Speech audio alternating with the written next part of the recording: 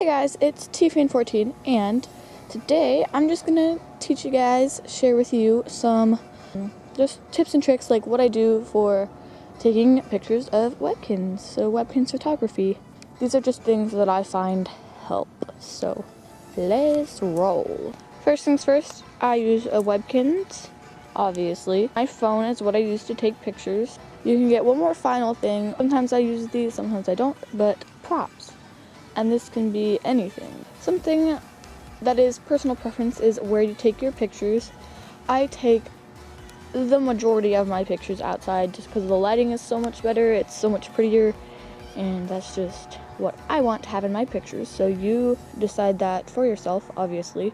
But if you are taking pictures inside, I recommend being near a window or some light source. Another tip is to go for different angles.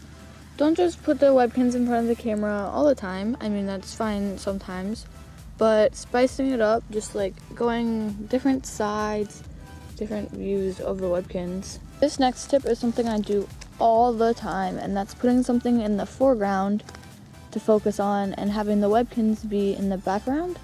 And this works really good for nature things like leaves and flowers, and I just love the look of pictures like that. Another thing I like to do is sometimes have myself in the picture, and this could be as simple as this, as simple as just holding the Webkinz.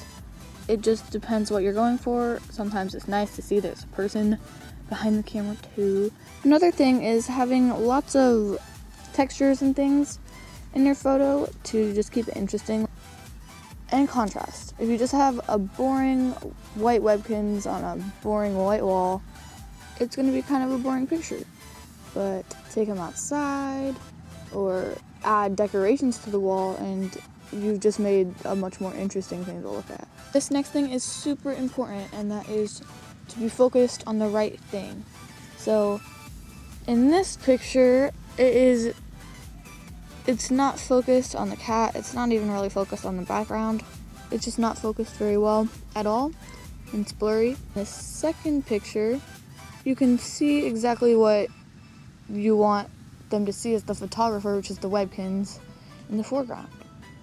So I think having focused photos is probably one of the most important things, but it's also one of the easiest things to do.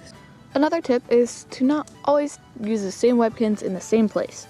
It kind of works if you have like different Webkinz in the same place. I mean, then there's at least like difference, you know? Or if you like take the same Webkinz all over the world, that's really cool and you can see where you've been. But if you use the same Webkinz all the time in the same place all the time, that gets kind of boring and just not spicing it up. I like to spice it up with my photos, at least. Another thing that can be important is retouching your photo. Now, this isn't necessary, but it just depends on what you want your photo to look like. If you want to retouch it and you think it needs it, then it's a good thing to do. What I normally do is I increase the lux just a bit, and if it's blurry, I go sharpen it. Sometimes I add some contrast just a bit, or take it away depending on the look I'm going for. My last final tip is to be creative. Take pictures of things in Webkinz in the ways that you would normally think to take pictures. It's fun to have differences in our photos and be creative, because you don't want to be same old, same old. If you guys enjoyed the video, you can use all these tips, none of these tips. These are not rules or anything, these are just things that I find helpful. And that wraps it up, so I hope you guys enjoyed the video. See you in the next one. Bye!